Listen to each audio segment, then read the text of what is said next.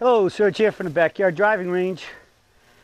All right, we have a question that came in to customer service. This comes from David Pennell, and David says, Serge, would you please define and illustrate the slot?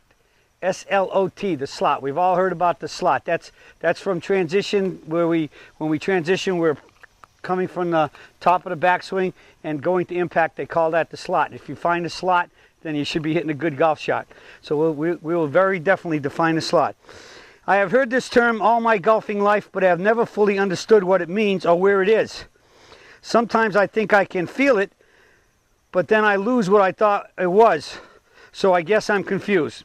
I know it's important, but I can't get my brain or arms around this concept. Thanks, and respectively, David Pennell. Okay, basically we can say the slot is that path from the top of the backswing to impact. Now, as we know, from Peak Performance Golf Instruction, I believe playing is an angle from the ball through the neck resting on the shoulders, okay? And when we swing the club into the catcher's mitt and up the tree, once we get to about right here, the arm, the forward arm, for me the left arm being a right-hander, it'll be the right arm for a left-hander, it starts riding that plane all the way up.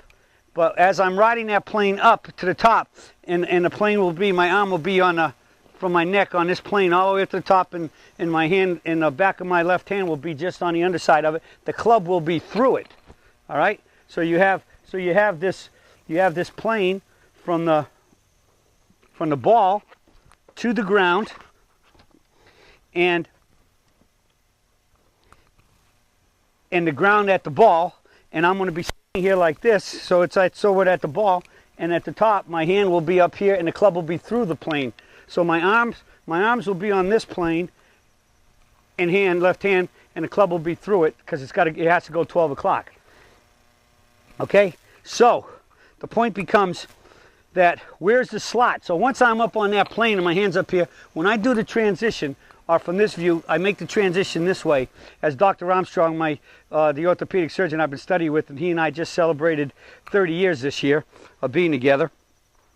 I was down in Atlanta on a business trip and to teach and stuff, and I was overnight, and I called him up, and we met that evening and chit-chatted for about an hour and a half.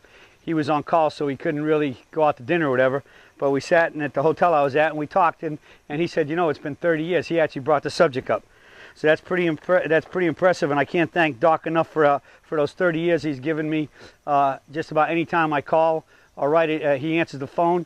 Gets back to me, and when I write him emails and send emails into him from y'all that have asked questions about, so should they get their back surgery now that they found their swing and they're playing better, they can swing without hurting, should they cancel their back surgery? And I always send it to him because he's the orthopedic surgeon, I'm the swing surgeon, and he always usually says if you're swinging a club when you weren't even supposed to and you're starting to feel better, that's a subject to take to your orthopedic surgeon that's scheduled to operate on you, and most likely they're going to say, whoa, if you knew the surgery, you were having surgery because your swing hurt yourself, and now you can swing without hurting yourself, maybe it's time to sit back and go ahead and take it slow but careful and see what happens. And if it stops hurting, then I think it might be a smart thing. It might be the proof that you don't need it. So I sent numerous ones of those to him, and he always gets back to me. But getting back to the slot, when we ring the bell and then bump, which is on the way up, I ring the bell on the way up, bing, and I take off. And the bump is only maybe about a 1-inch move, because with our very narrow stance, the bump is just the weight that's on the right side where I sit or sink into the right side. I make the bump, which is a lateral left shift. So if this was my feet parallel left, and I'm lined up parallel left to the target, that little bit of turn I make coming in, the bump is actually going towards the target, and then I stop my turn. So it's going to go a little lateral, and then I turn. Well, that secondary spine angle tilt that you're going to see here on my spine when I'm standing here and I go like this, that's what gets us behind the ball and is going to allow us to have the arm straighten up at impact. All right, and there's a lot of talk now about they want you on top of the ball and they want the shaft with forward shaft lean at impact and hitting down on it, and Yeah, you can hit a golf ball that way, but you're going to have a very steep angle of attack. You're going to have tremendous vibrations of the club hitting the ground.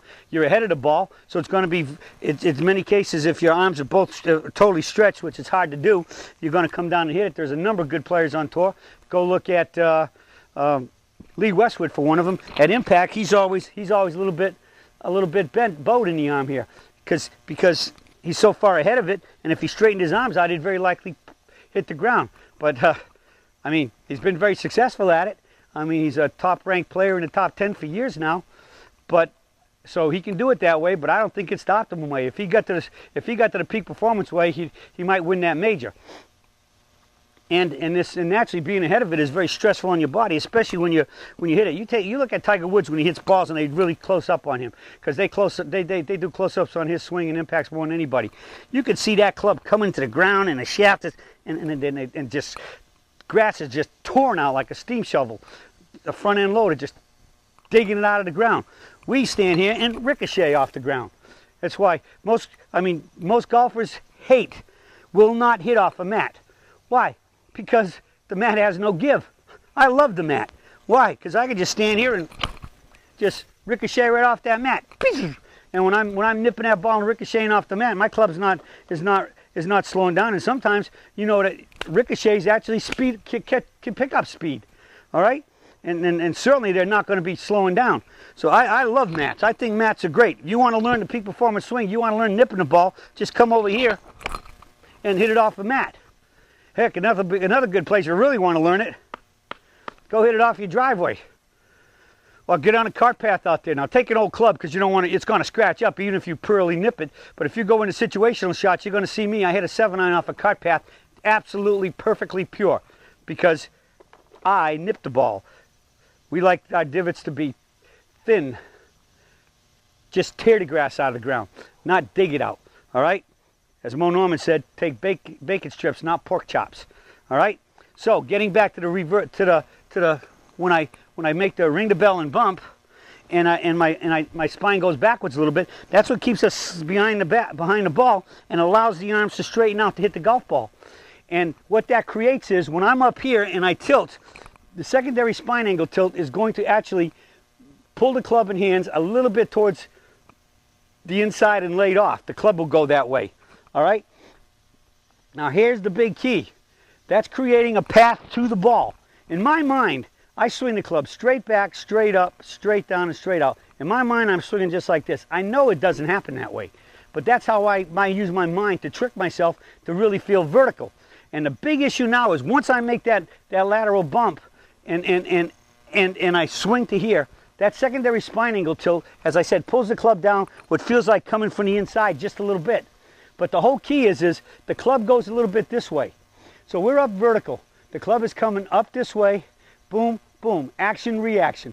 Well, going straight up is going to come straight inside and down again. But the whole thing here is that I use my right hand at this time. My right hand is in overdrive, overwork, overemphasis, just totally taking controlling this golf club. Because if I don't use my right hand, remember, everybody's told you your right hand's a bad guy. Don't use it to barely hold it. Have a light grip with both hands to begin with, but even lighter with the right hand.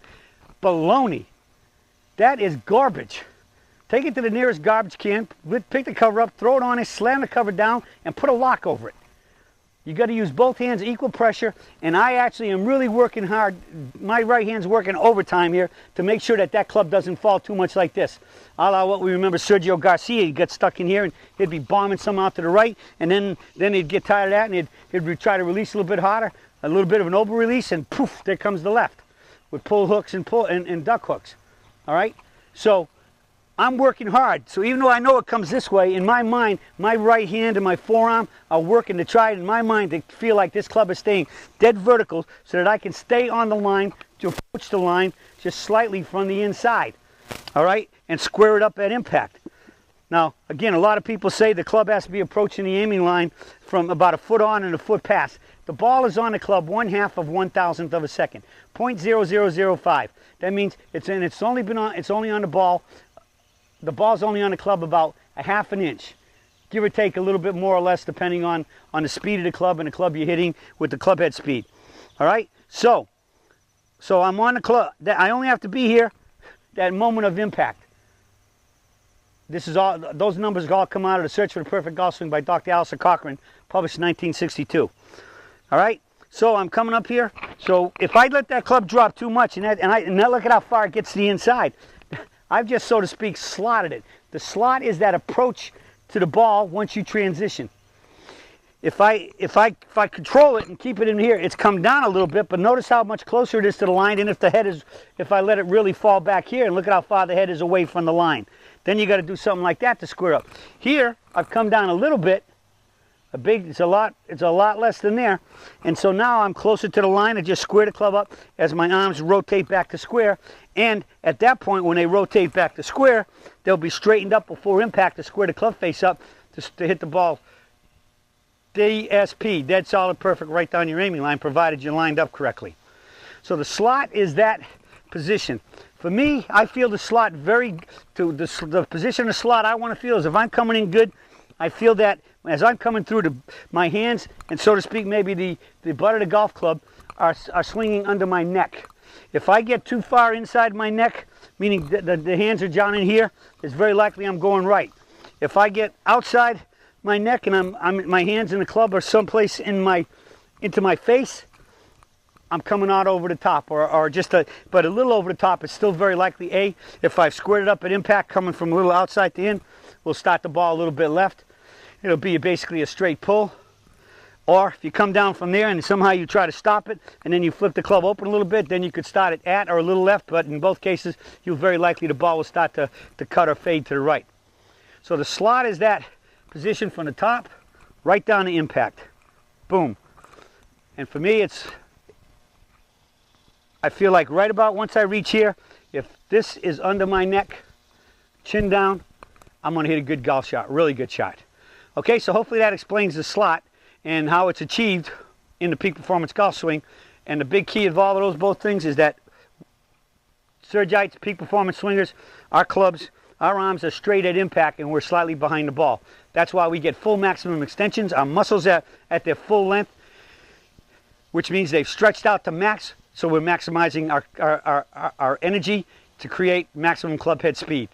And we're behind the ball to hit it from behind and then swing up to the tee finish. All right, well, that's it for the search for today on explaining the slot. Hope this does the job and you can understand the concepts of the swing of what creates the slot. Okay, that's it for today, and I'll be talking with you all again soon.